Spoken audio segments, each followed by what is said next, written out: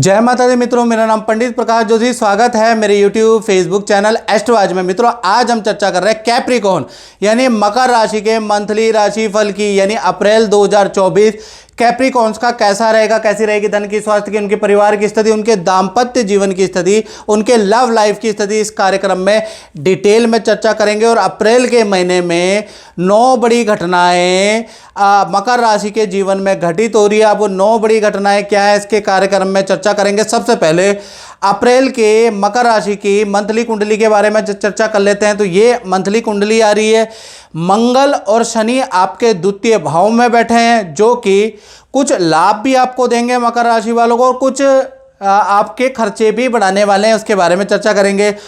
तीसरा देखा जाए तो सूर्य, शुक्र और राहु आपके तृतीय भाव में बैठे हुए हैं, तो भाई यहाँ पर भी कुछ परेशानी करेंगे, उसके बारे में भी चर्चा करेंगे। और सबसे बड़ी बात, गुरु और बुध आपके चतुर्थ भाव में बैठे हैं, और गुरु और बुध जो चतुर्थ भाव में बैठे हैं ये बड़े पॉजिटिव बैठे हुए हैं, यानी फैमिली के अंदर कोई खुशखबरी उड़ती आएंगी, यानी इसके बारे में भी डिटेल में चर्चा करेंगे। सबसे पहली घटना के बारे में चर्चा कर लेते हैं। तो पहली घटना होगी स्वास्थ्य में। तो आपकी राशि के स्वामी शनिदेव हैं, जैसा कि आप जानते हैं, वो इस समय मंगल के साथ में गोचर कर रहे हैं। शनि मंगल का योग है, और 1 तारीख से 24 अप्रैल तक भाई आप में मकर राशि में चिड़चिड़ापन बढ़ जाएगा। बात बात पे, छोटी छोटी बातों पे आपको गुस्सा आने लगेगा, फोड़े फुंसी की प्रॉब्लम भी रहेगी। पहला, आपके भाई बहन से आपके बड़े वाद विवाद, माता पिता से बड़े वाद विवाद रहेंगे, गुस्सा आपका भाई नाक पे रहेगा।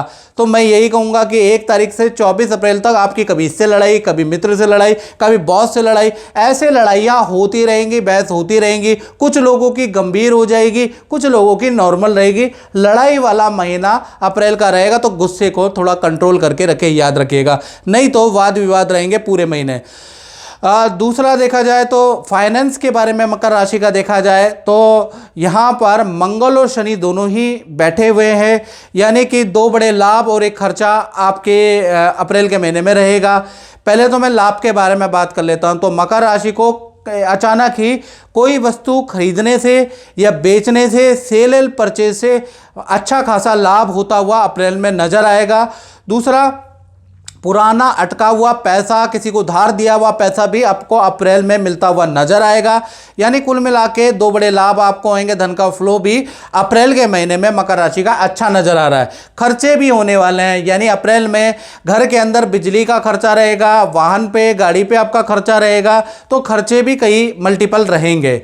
तीसरी घटना के बारे में बात करें तो चतुर्थ भाव में गुरु और बुध दोनों बैठे हैं, और बुध देव पूरा अप्रैल के महीने में वक्री होने वाले हैं। या घर के अंदर जो आपके भाई बहन रहते हैं, माता पिता रहते हैं, उन सदस्यों में किसी का शुभ काम, रुका हुआ काम होता हुआ नजर आएगा। यानी घर से, फैमिली मेंबर से आपको बढ़िया खुशखबरी, शादी विवाह, संतान, करियर से रिलेटेड आपको मिलने वाली है, तैयार रहें।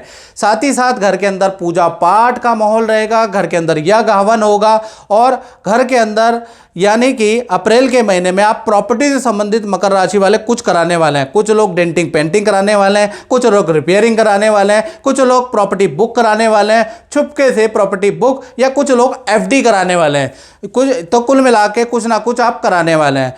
चौथी घटना के बारे में बात करें तो वो मकर राशि वाले उन पे असर डालेगी जिनकी संतान है, यानी यहाँ पर लज्जित दोष बन रहा है। यानी पंचम भाव के स्वामी शुक्र और राहु के साथ में बैठे हैं, यानी सूर्य शुक्र राहु की युति बनी हुई है, तो कहीं ना कहीं थोड़ा सा संतान भाव के लिए अच्छी नहीं है। पहले हम छोटी संतान के बारे में बात करें तो छोटी संतान को अब पूरे अप्रैल के महीने में कभी कुछ परेशानी रहेगी। कभी त्वचा की प्रॉब्लम, कभी एलर्जी की प्रॉब्लम, कभी खांसी की प्रॉब्लम, कभी इन्फेक्शन की प्रॉब्लम हो सकती है।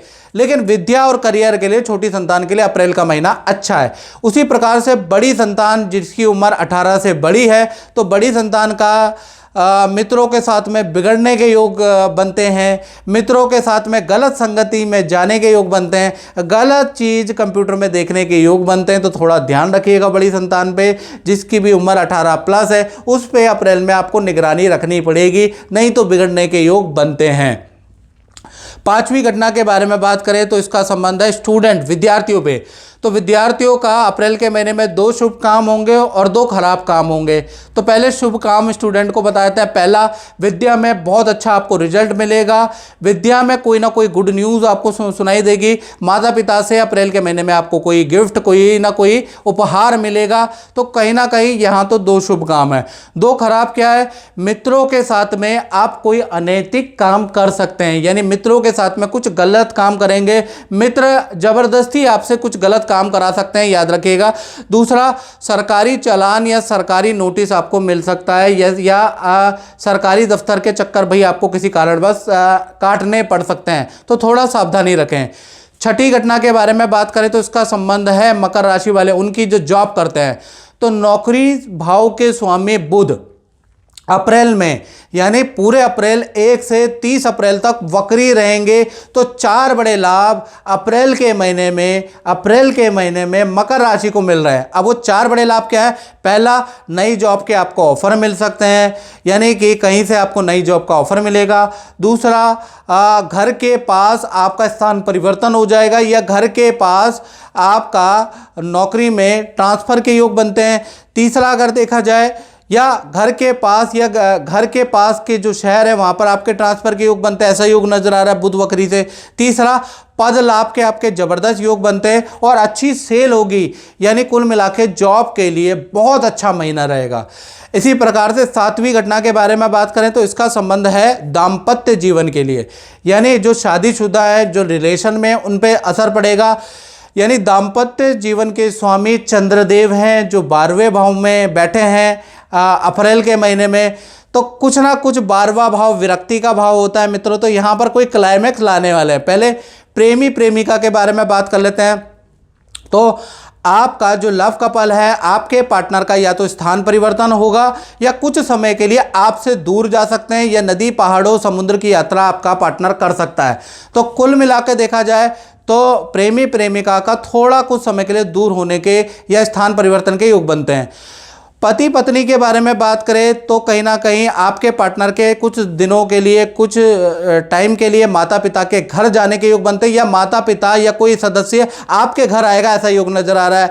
दूसरा, करियर में आपके पार्टनर का स्थान परिवर्तन के योग अप्रैल के महीने में जबरदस्त बने हुए हैं। 8वीं घटना के बारे में बात करें तो 9वें भाव में भाई अप्रैल के महीने में केतु विराजमान है, यानी अचानक आपके तीर्थ यात्रा के योग बनेंगे। कभी आप वृंदावन जाएंगे, कभी खाटू श्याम जाएंगे, कभी आप कोई ना कोई तीर्थ स्थल में जाते हुए नजर आएंगे।